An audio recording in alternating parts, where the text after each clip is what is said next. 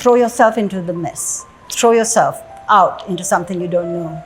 And in terms of crossing borders, I think it has this connection, if you like, that tea and art flow beyond all boundaries and order, and it's a visual, it's a sort of taste and eye language. So we don't need words to communicate through these two things. The idea of a cup of tea welcoming you in a home. And I hope art also welcomes your heart in that same way. And I have tried very hard in my life, I don't know if I've succeeded, to never get comfortable with my work, not to feel in a safe place.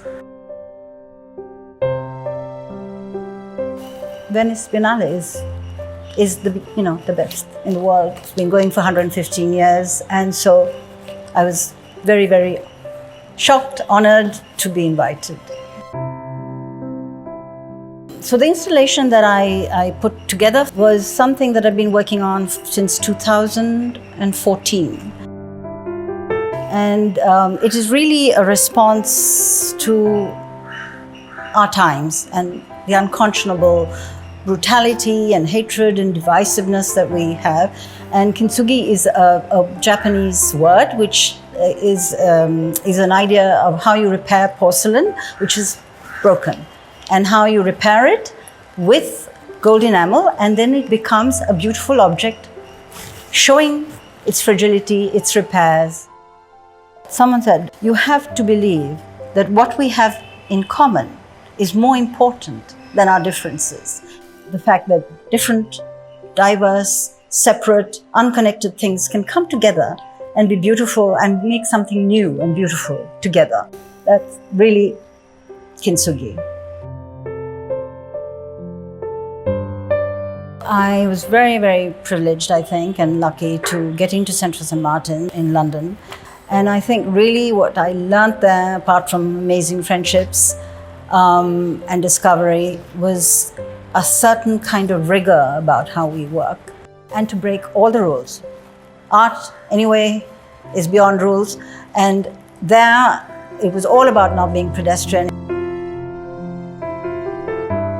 When they ask me, how long does a painting take? It's impossible. How long have I been dreaming about it? How long have I been accepting it? All my exhibitions were about transformation, self-transformation, exploring oneself, soul work, if you like. Actually, I've done 7 exhibitions on climate crisis, but the first one was in 2005 when there was no such word as climate change. And the last one was last year in London, and it was a tribute to Greta Thunberg. And she actually knew about it, which is very exciting. The earth we abuse and the living things we kill will, in the end, take their revenge. I think it is starting to. For in exploiting their presence, we are diminishing our future. So actually, it's us, we are the culprits. And until we change our behavior hugely, there's no hope.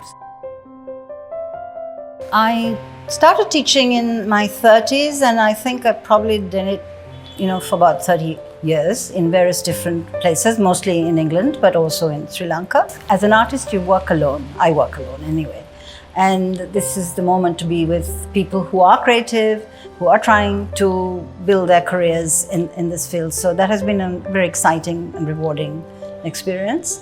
I would really like to see how I can help women artists, because as you may know, all the art institutions of the world have very few women artists.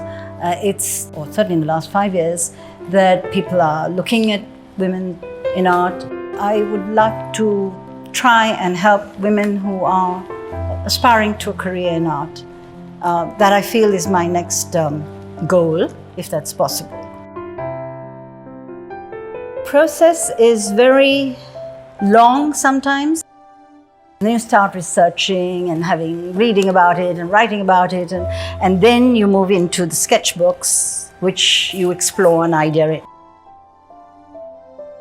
When I'm actually doing the painting, I'm in what's called a state of flow. And flow, as you may know, is the state where you actually are pushing yourself to the limit, but not so much that you can't handle it. That doesn't always come. But when that flow comes into one, or you feel confident, that moment is, I don't feel anything. I'm not there. I'm not there. I'm there painting, but I'm not there. Something else is moving. That's flow.